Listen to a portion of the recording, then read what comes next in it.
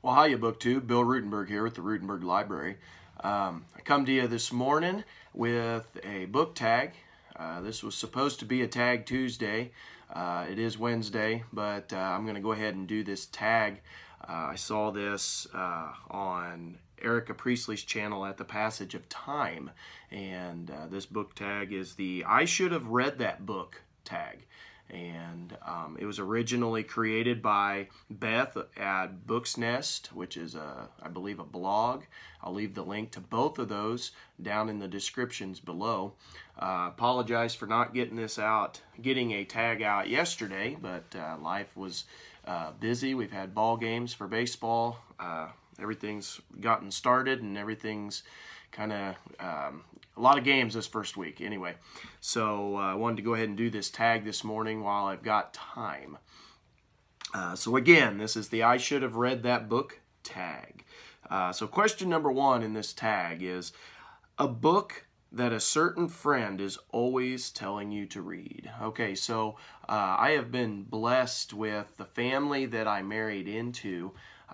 My sister-in-laws, they all read a lot, and I of course like to read, and so they've always got a lot of book recommendations for me. Now, I don't always read the same type of books they read, but every once in a while we do hit spot on. And so the book for this, and I actually started this quite a while back and I put it down, and I'm going to get back to it this month and into June, is The Great Alone by Kristen Hanna.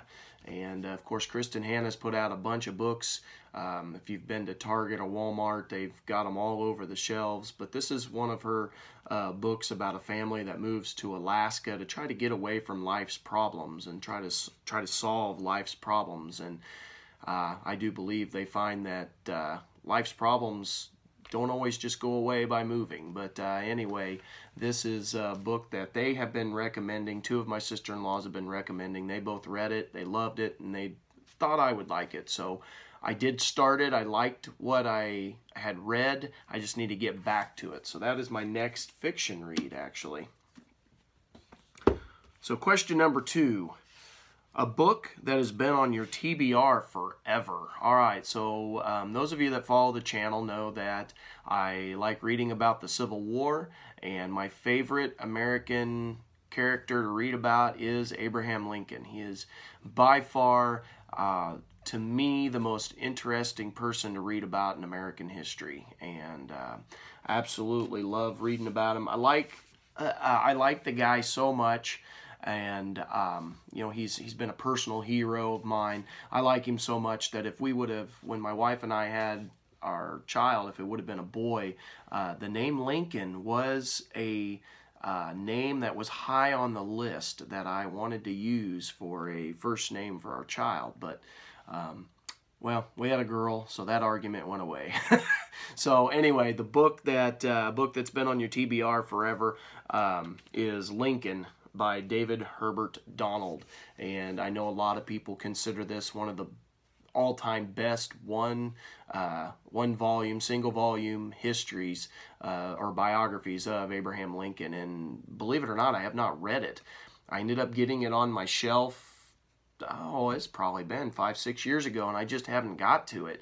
And so this is something I would really like to maybe try to get to this summer, this fall, somewhere in there.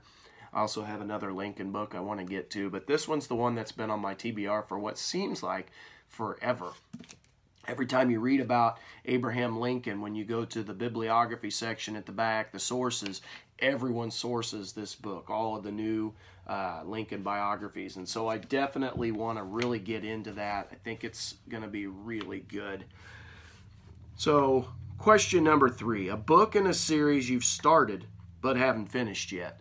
And I know Brian is going to be laughing about this or crying, I don't know, because I know he's probably frustrated with me, but I now am going to be getting back into this probably tomorrow morning in my reads, and it's The Civil War, a Narrative. It's Volume 1, Fort Sumter to Perryville by Shelby Foote, and I am 440 pages into this, what is it,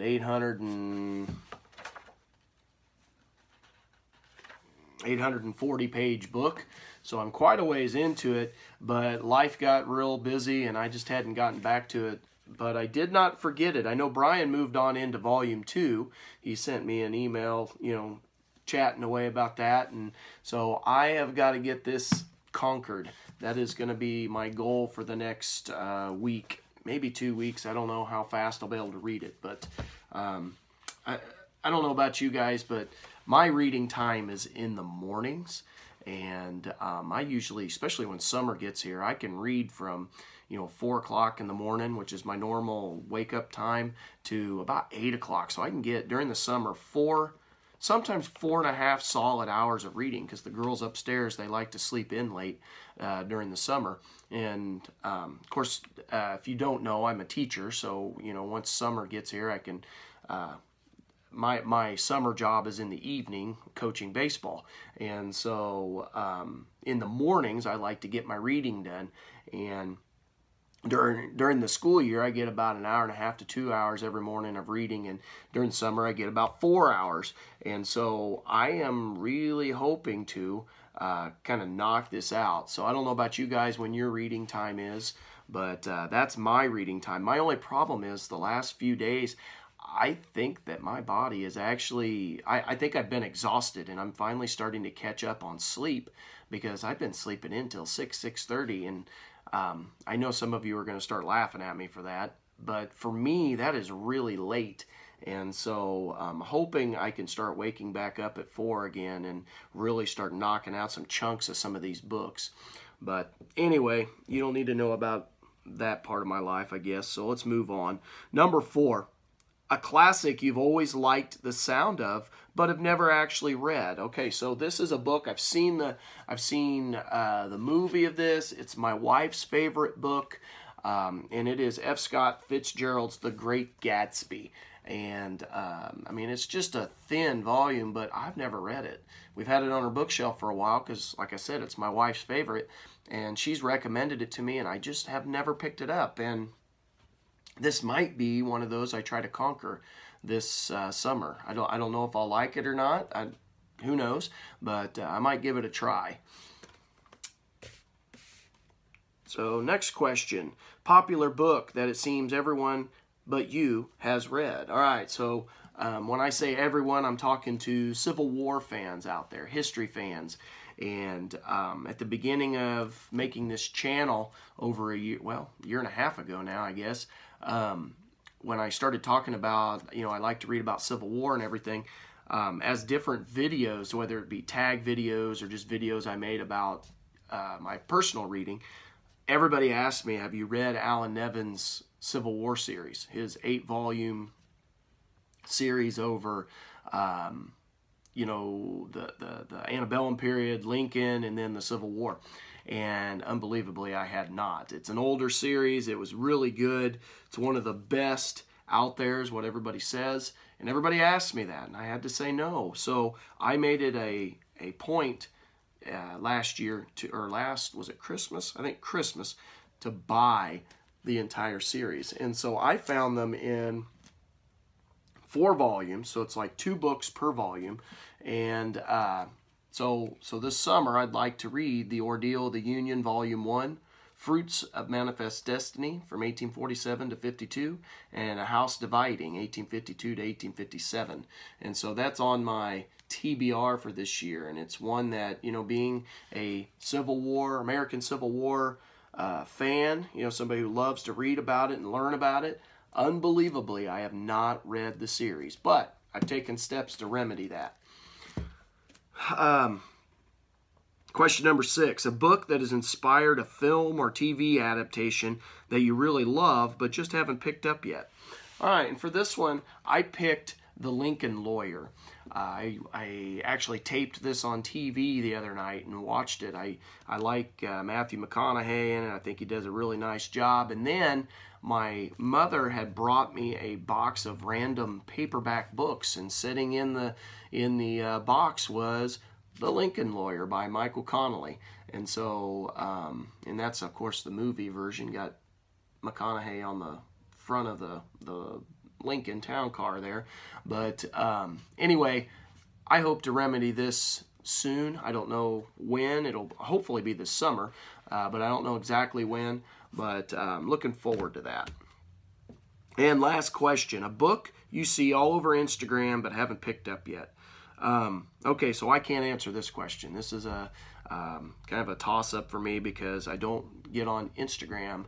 I had an account made last summer, and then I found out that Instagram can be quite addictive, and I just didn't like that. I found myself checking that and not reading, and it was becoming a huge distraction in my life, and so I got rid of my Instagram account. And so I have no idea what's on Instagram.